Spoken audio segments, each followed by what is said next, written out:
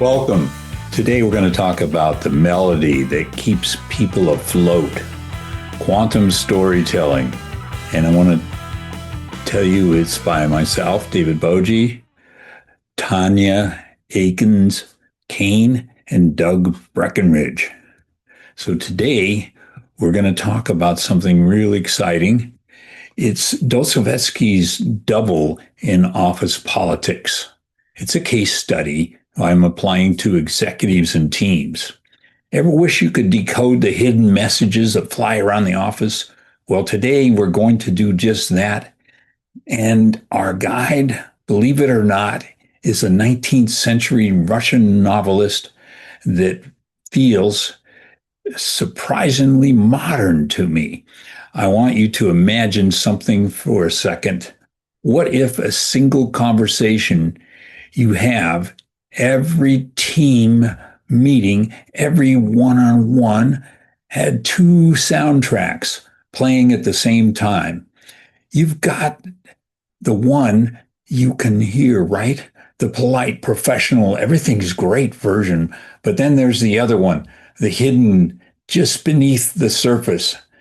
That's where the real story lives. The one that's full of doubt, frustration, and maybe even a little bit of ridicule. So this thing has a name. It's called double-voiced discourse. It's a term from a brilliant literary theorist, Mikhail Bakhtin, and it's all about how one single statement can carry two totally different, often clashing meanings. And to really see how this works, you're going to dive into a classic novella that lays it all out. Okay, let's head into Fyodor Dostoevsky's wild little book called The Double. We're about to meet a man whose inner turmoil literally walks into his life. Our main guy is a timid government clerk, Mr. Goli Adkin. His life gets turned completely upside down when he runs into his exact physical doppelganger. I mean, a guy who looks just like him, sounds just like him, and even has the same name. Now, you'd think first reaction would be panic, right? But it's not. Goliath Adkin doesn't see a threat. He sees a victim. He looks at this guy and thinks, oh, this poor schmuck, pitiful person needs my help. He sees him as, I'm quoting here, an artless, pitiful, insignificant person, and he decides right then and there to become his protector. But this act of kindness is the start of a seriously rapid downfall. We go from brotherhood to, well, burlesque. After just one night of food, drinks, and swapping stories, we start to hear Golodetkin, two voices loud and clear. At the height of his goodwill, Golodetkin says, this is his new pal. You and I will take to each other like fish to the water. We shall be like brothers. This is his first voice, the one Bakhtin would call congenial and tenderly reassuring. It's all warmth and generosity. He's so all in, and his brotherhood idea that he even brushes off their identical appearance. He tells his double not to worry about it, saying it's just nature and Mother Nature is liberal with her gifts. He's completely sold on his new story, but then, just like that, he switches, he flips. That first friendly voice, the brother gets totally hijacked by the nasty second voice, the judge.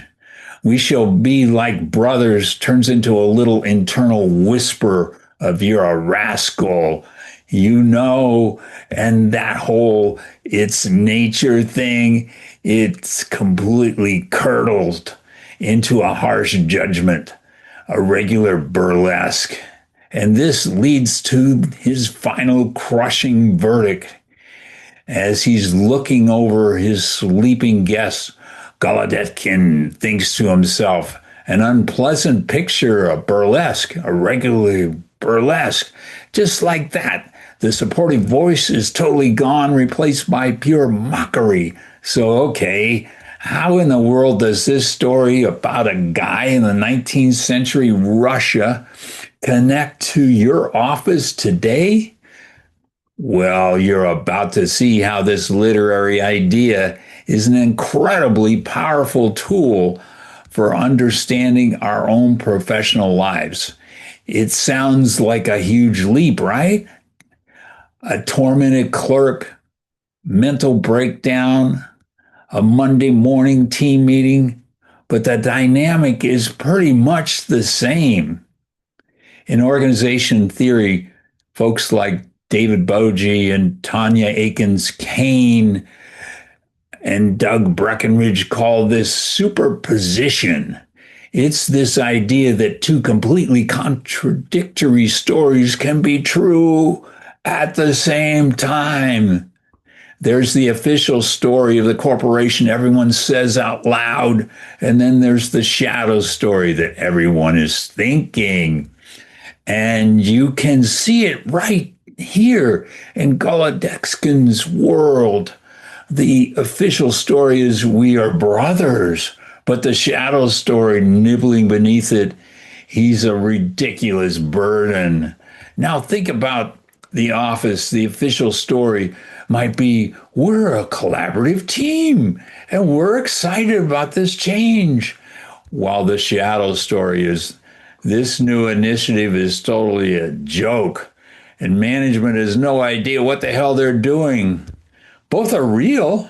Both exist at the same time until something happens that forces one of them out into the open, which brings us to the important part, reading that shadow story. It's not enough just to know it's there.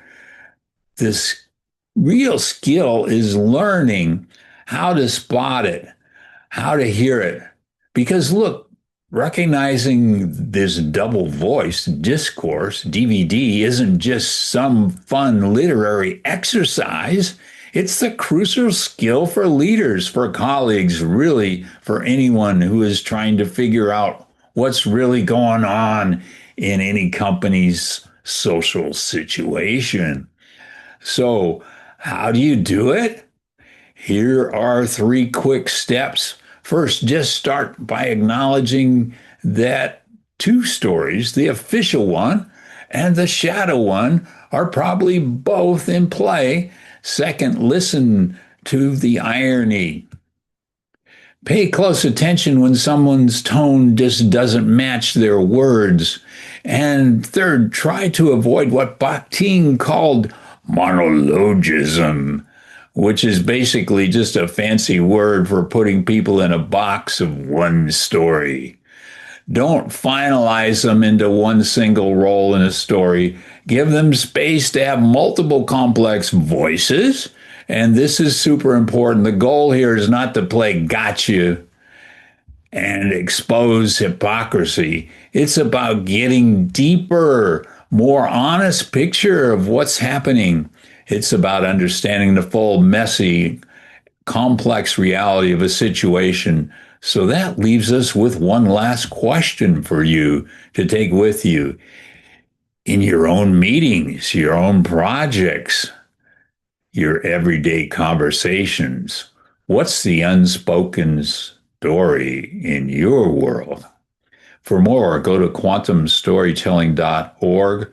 You can download a free copy of our book, The Melody That Keeps People Afloat, Quantum Storytelling for Organizational Transformation, How Hidden Stories Shape 90% of Reality by David Bogie, Tanya Akins-Kane, with Doug Breckenridge of Pujaday.ai, Pujaday.ai.